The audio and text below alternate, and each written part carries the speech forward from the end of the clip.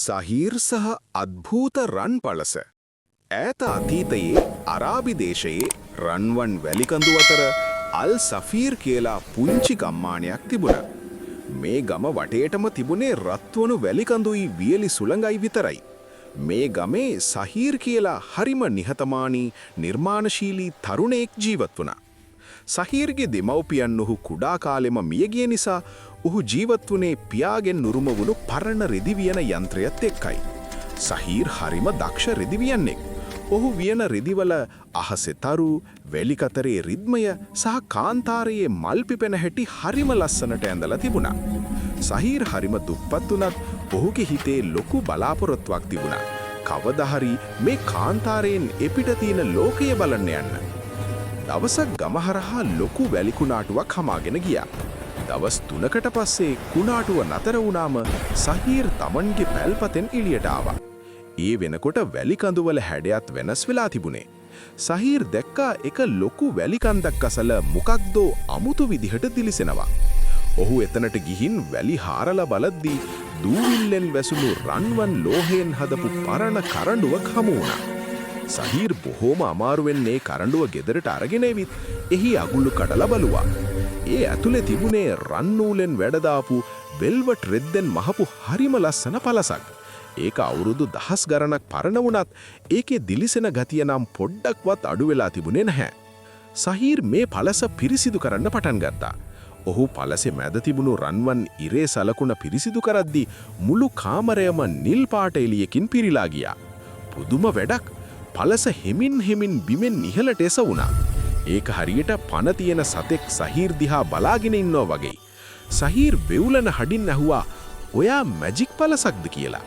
පළසත් හෙමින් වාතයේ සෙලවිලා ඔහුට උත්තර දුන්නා. සහීර් සෙමින් තම පාදය පළස මත තැබුවේය. ඒ සැනින් කිසිදු ශබ්දයක් නැතිව පළස ජනේලයෙන් පිටතට පියාසර කළේය. සහීර් බියෙන් පළස තදින් අල්ලා ගත්තේය. නමුත් ටික වෙලාවකින් ඔහුට දැනුනේ පුදුමාකාර සැහැල්ලුවකි. ඔවුන් වලාකුළු අතරින් පියාසර කළහා. පහලින් තිබූ විශාල කාන්තාරය ඔහුට පෙනුනේ කුඩා වැලි තැටියක් මෙනි. ඔහු එදා රාත්‍රියේ මුළු අරාබි අහස පුරාම සැරිසරුවේය. පළස ඔහුට අවශ්‍ය තැන තේරුම් ගත්තේය. ඔහුට දැන් ලෝකයම තමා සතු බව දැනුනි. සහීර් ගාව මැජික් පළසක් තියෙනවා කියන ආරංචිය හැමතැනම පැතිරිලා ගියා. මේ ආරංචිය අල් නූර් රාජධානියේ පාලකයා වුණු තන්හාවෙන් පිරිච්ච මලික් සුල්තාන්වරයාට ඇහුණා. ඔහු වහාම සෙබළුන් යවලා සහීර්ව අල්ලගෙන එන්න කියලා අණ කළා. සහීර්ව මාලිගාවට ගෙනාවම සුල්තාන් ගර්ජනා කරලා කිව්වා, "මේ වගේ අහසින් පියාසර කරන රන් පළසක් සාමාන්‍ය මිනිහෙක්ට අයිති වෙන්න බෑ.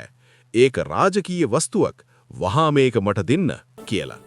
හැබැයි සහීර් නිර්භීතව මෙහෙම කිව්වා, "රජතුමනි, මේ පළස හිමි වෙන්නේ අහසටයි නිදහසටයි ආදරය කරන කෙනෙකුට විතරයි. ඒක බලහත්කාරයෙන් ගන්න බෑ." මේකට ගොඩක් කේන්ති ගිය සුල්තාන් සහීර්ව හිරේ දාලා පළස රන් ගබඩාවේ හංගලා තිබ්බා. සුල්තාන් හැමදාම පළස උඩ නැගලා ඒකට අණ කළත් පළස ගලක් වගේ නොසෙල්වී තිබුණේ සහීර්ගේ පිරිසිදු සිත බලාපොරොත්තුවෙන්. සිරගේ හිටපු සහීර් හරිම අසරණ වෙලා හිටියේ. දවසක් රෑ ඔහු කවුළුවෙන් අහස දිහා බලලා පළසට මෙහෙම මිමුණුවා, "මගේ මිතුරා, මට උදව් කරන්න." ඒ වෙලාවෙම මාලිගාවේ ගබඩා කාමරය දෙදරලා රන් පළස බිත්ති කඩාගෙන අහසට ඉගිලුණා. පළස කෙලින්ම සිරගදරට ඇවිත් යකඩ වැටවල් කඩලා සහීර්ව බේරගත්තා. සුල්තාන් කෑ ගහලා සහීර්ව අල්ලන්න කිව්වම ආරක්ෂකයෝ සහ මන්ත්‍රකාරයෝ සහීර් පස්සේ පන්නන්න ගත්තා. ඔවුන් අහසට ගිනි හී සහ මන්ත්‍ර දැල් විසි කළා. සහීර් සහ පළස හරිම දක්ෂ විදිහට අහස පියාසර කරමින් සතුරන්ව මුලා කළා. හැබැයි එක අවස්ථාවක මන්ත්‍රකාරයෙක් ගහපු ගිනි පහරක් වැදිලා පළස පිලිසෙන්න වුණා. පළස වේදනාවෙන් වෙවුලුවත් සහීර්ව අතහැරියේ නැහැ. අන්තිමේදී ඔවුන් රාජධානියෙන් ඈතට පලා ගියා. කඳුපන්තියෙන් එපිට තිබුණේ වතුර නැති හරිම වියලි දේශයක්. ඒ ගමේ මිනිස්සු පිපාසයෙන් සහ දුප්පත්කමින් පීඩා විඳිද්දී තුවාල වුණු පළසයි සහීර්වයි ඒ ගම අසලට වැටුණා. මිනිස්සු වතුර පොදක් නටුව මැරෙන හැටි සහීර් දැක්කා. සහීර් හිතුවා පළසේ මැජික් බලයෙන් Tamanට ඕනෑම තැනකට ගිහින් සැපට ඉන්න පුරුවන් කියලා. හැබැයි ඔහු තීරණය කළේ පළසේ මැද තියෙන රන්වන් සූර්යාගේ ශක්තියෙන් මේ මිනිස්සුන්ට උදව් කරන්නයි. පළසත් ඒකට එකඟ වුණා.